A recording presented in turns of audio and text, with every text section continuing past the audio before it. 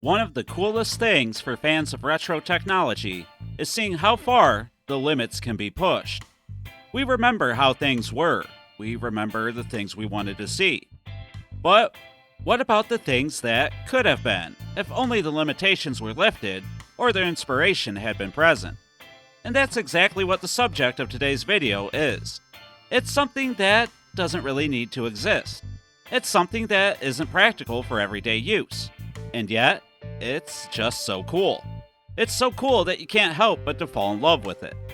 If you enjoy seeing these retro consoles get pushed to their absolute limits, well, this is for you.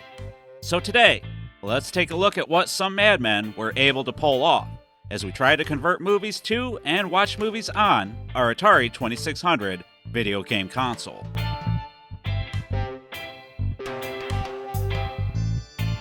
I was first made aware of the Atari 2600 movie cart back in 2024, but wasn't able to get one at that time. And it soon faded from the forefront of my thoughts as I continued to cover a ton of other Atari things. But when I stumbled across it on Etsy, I had to immediately grab it, because the idea of watching movies, or videos in general, off of my Atari 2600, well, it's just a wild thought. And there are so many questions surrounding the idea. How good could the video quality possibly be? Can you really watch a feature-length film, or just a few minutes of video? And how the heck does this thing even work? Well, everything's been revealed to me, and I have to admit that the Atari 2600 movie cart is pretty impressive. Oh, I'm not going to wait. I've made my decision, now you make yours. Now wait a minute. Let's think about this. We can make it to the cellar if we have to. When you receive it in the mail, at least the one I grabbed off Etsy, you get the cartridge, a cardboard box that is slightly shorter than a standard Atari 2600 game box, and some documentation. The cartridge itself looks pretty standard if you've ever seen any 2600 game in the past, with the only exception being a cutout slot for the micro SD card on the side. And this is how you add or change movies to watch.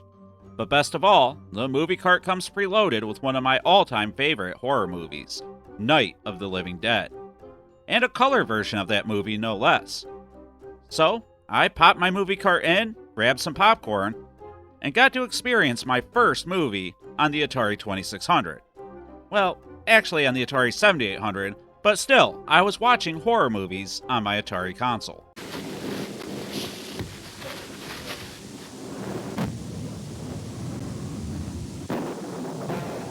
The quality would be considered horrible by any other standards, but it's surprisingly watchable for the most part.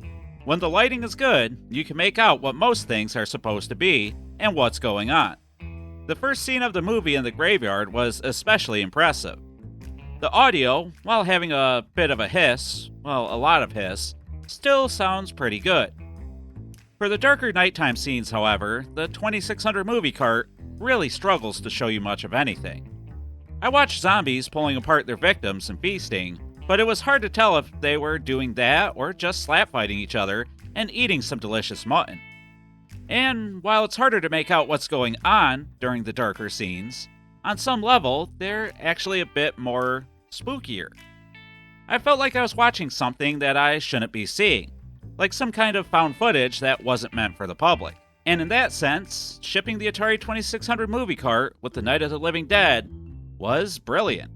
I'd love to think that they did it for that very reason, that it showed off the good light scenes and how spooky the darker scenes could be, but we all know it's probably because the movie is a notable film that is also in the public domain.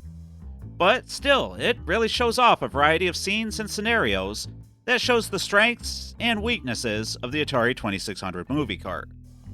So the question you might be asking is, how does it all work? Well, you're asking the wrong guy, trust me.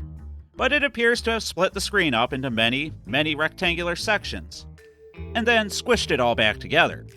There's obviously pieces of the video missing, but not enough to ruin anything. Or it's possible that they're just so compressed that it looks like little bits are missing.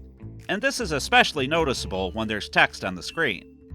The movie takes up maybe a third of your television's real estate and has large black bars along the left and right side of the image. Again, For anything else, this would be considered unacceptable. But for a video game machine that was originally meant to play Pong and Combat, well, I'm very impressed.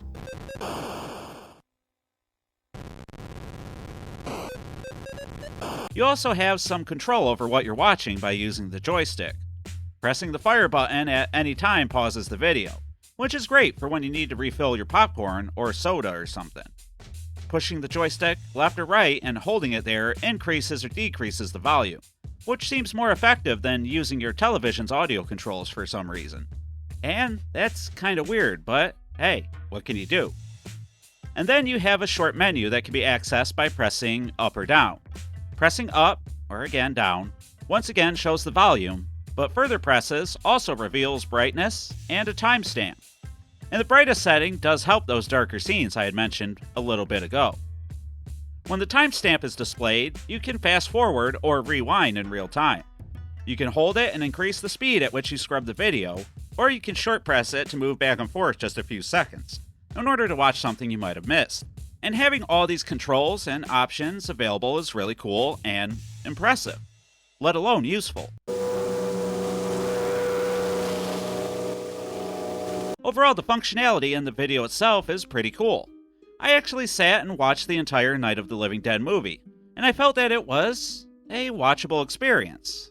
Not preferable, mind you, but it would do for a fun night of watching something on it just for the novelty. But one of the features I was most interested about was the ability to add my own movies to the cartridge, and I was curious how simple of a process it really was. The included documentation doesn't give you much outside of how to control the cart, but if you head to lodefmode.com, you get access to some nice how-to videos that really helped me out a lot. And I'll give a brief rundown of the information I learned and my feelings on the process as somebody who usually has issues doing these sort of things. If you have a movie cart and want to add movies of your own, I'll have the videos from Low Def Mode linked in the description of this video, and I suggest you use those. Anyway, you'll need to grab a couple pieces of software first and foremost. You'll need Touch Designer, you'll need the movie cart encoder files from the creator of the product, and you want an Atari 2600 emulator that supports the movie cart. The creator recommends Gopher 2600. Optionally, you'll need some kind of software to rip movies from your legally obtained DVDs. I won't help you with obtaining video files, so just make sure you get what you want before proceeding. One thing I learned early on is that you'll need a halfway decent computer to do it all. I've been using a rather ancient laptop for a long time now, up until a few weeks ago, and I couldn't do anything without some newer video drivers that my laptop apparently couldn't update to. But once I got my new computer, everything worked smooth as butter. Once you download everything, you'll want to launch Touch Designer by going to the movie cart folder, opening the encoder file, and then running the encoder that now has the Touch Designer logo. It will launch Touch Designer with the movie cart encoder ready to go. And there's even an example video of a busy street ready to convert and test. You can toy around with options, such as setting the start and end points. You can choose where the video outputs to, and many more things that I could barely understand. You can watch the original file and the output file in two convenient preview windows. And when you're ready, you'll simply choose Final Render and let it create the file for you. Then you simply load the file up with Gopher 2600 to make sure that it works, and then drag and drop it to your cartridge. However, encoding the video takes a long time, at least it did for me. The creator says the better your computer, the faster it goes.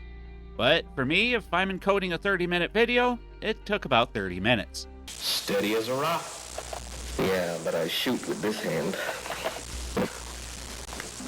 Now the cartridge itself can support up to 4 hours of video, but having multiple different video files is not recommended.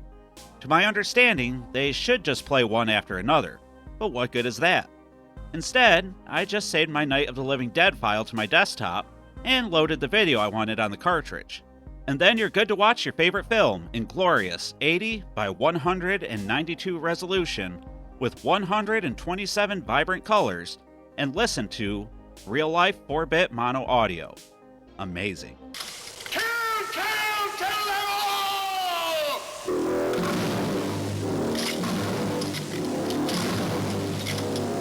Putting your own videos on the cartridge is a fair bit easier to do than I first anticipated, but I'll be honest, coming back to it after not touching it for a few weeks was kinda difficult. I had a hard time figuring out why the preview stopped working. And when I was trying to render and output the videos, they just didn't seem to output anything at all. But that's because you gotta make sure you manually type the file extension at the end. But regardless of these issues, I was able to figure it all out and get everything going again within just a few minutes of refreshing myself. So, the question is this Atari 2600 movie cart worth buying? And, well, if you're looking for a new way of watching movies, I'd say no. But as a novelty piece for Atari fans, and for people who love these kinds of device-pushing technologies, I say yes, absolutely. The price isn't horrible at all. I paid $54 off of Etsy for the cartridge, preloaded with the Night of the Living Dead movie, and the box. The company promotes that the best place to get the movie cart is off of something called Tindie, and it looks like they even make custom movie carts for you. But there will probably be restrictions as to what they can do. I would guess anyway. The manual does promote other movies being available, such as The Brain That Wouldn't Die, Little Shop of Horrors, Charade, and as I mentioned before, your very own content. If you have an original 2600 or 7800 console, and you're interested in the movie cart, it's well worth the price of admission. I've had a lot of fun toying with it over the last few weeks. However, if you have an Atari 2600 or 7800 Plus, then this won't be for you, because it simply just doesn't work with these HDMI-compatible consoles, and I've heard that the Retron is no different. But if I'm honest, I just couldn't imagine watching this thing on anything other than my CRT TV. An Atari on an older television just feels right to me, and it's probably using the older display methods to hide a few things, if I had to guess. So if you have a Plus console or a Retron 77, this isn't for you. But if you do have an actual 2600 or 7800, I think this is well worth adding to your collection. And I'll have links in the description to lodefmode, their Etsy and Tindie store, along with some resources for you to utilize, and of course, the how-to videos from the creator. Something? What's that? Let's pick it up. I'm already over the coffee one. All right, we'll get over Who's the the next nominee here? So the next nominee here is... But you've all heard my thoughts on the Atari 2600 movie cart, so now I'd like to hear from all of you. Do you think the movie cart is a cool idea? Do you find the idea of watching movies on your Atari 2600 or 7800 impressive? Or do you think it's all a waste of time and money? And why do you feel the way you do? Let me know about all this and whatever else you want to say in the comments down below. And please, leave a like if you watched the video up to this point, and subscribe if you haven't already. I cover all things Atari, from the consoles and games, to the weird and wacky things that come out for them, and everything in between. So hit the bell icon to be notified the next time I upload. Alright guys, I've been the 7800 Pro Gamer, a man who teased my sister Barbara about dead people coming to get her, until I had to wrestle one and got eaten at a graveyard known as the Atari Network Meadows. And I'd like to thank you all for watching. And until next time, remember to stay classy, Atarians.